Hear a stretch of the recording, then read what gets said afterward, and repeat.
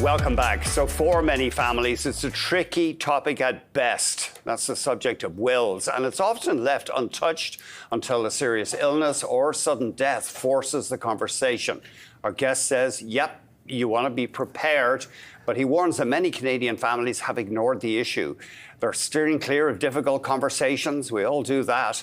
We're joined at the desk by Gary Teelucksingh. He's co-founder of MoneyWise Institute. Thanks very much for joining us. Oh, it's my pleasure. Thank you for having me. And so your basic activity at MoneyWise Institute is working with financial institutions and planners. Yes, to help. So our focus and our mission, right, is to increase financial literacy to the benefit of investing Canadians.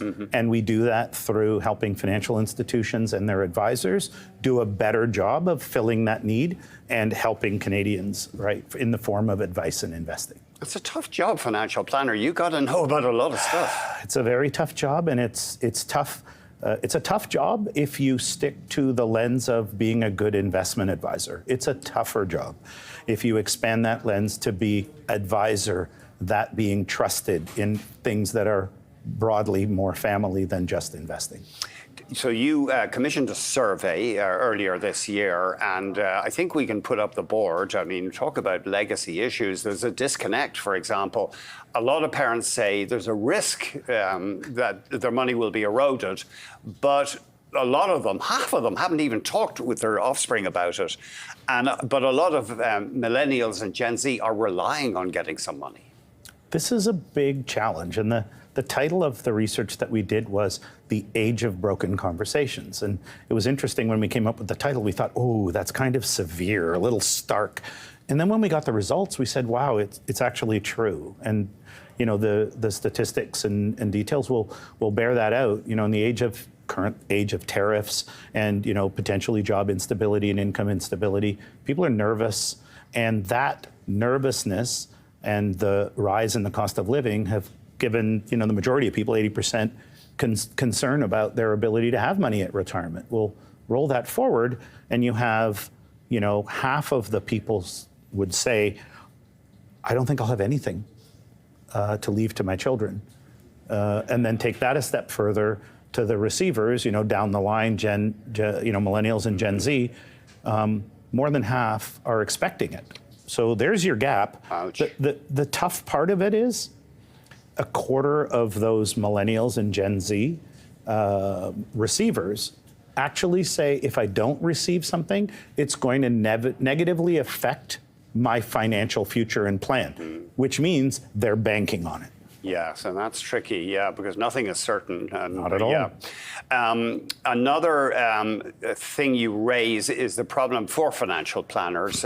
You say that they have to get ready for emotionally difficult conversations with clients. Financial planners are, first of all, I'm a strong proponent of getting expert advice, and I believe that financial advisors have a big role to play, not just now, but in the future.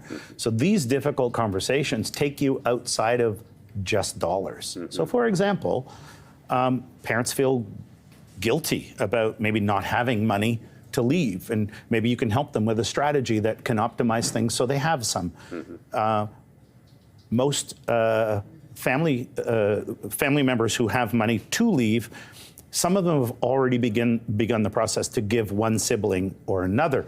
This is a challenge because the other siblings will now feel differently about that. Feel jealous, I should have gotten some. Feel like you should get less later because you got some now. Feel like the parent isn't treating them fairly. These are difficult, value-based conversations. Tragically, it splits families. Well, to put it mildly, yeah.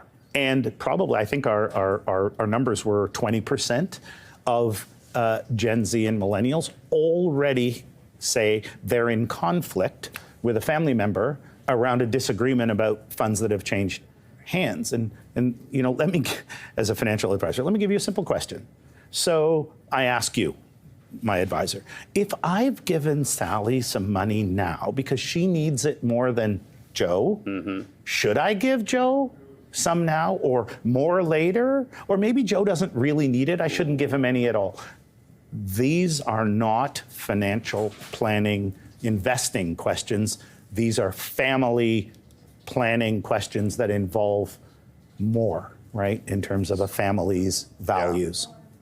My view, and nobody's asking my opinion, is just split it equally among the kids. But I guess some people feel that's not the model they want. Well, it's if you want to be mathematical, I'm a mathematical guy. I'm like 1/3, 1/3, 1/3, we're done. Yeah. But However, if someone has a need more urgently now, don't you feel a little bit of the heartstrings to say, I'd love to see you enjoy some of it while I'm still alive? And we're out of time, but tools like life insurance and trusts, in many cases, people just don't explore them. If they have money that they will be able to leave, then work with your financial advisor because they're the experts. There are tools.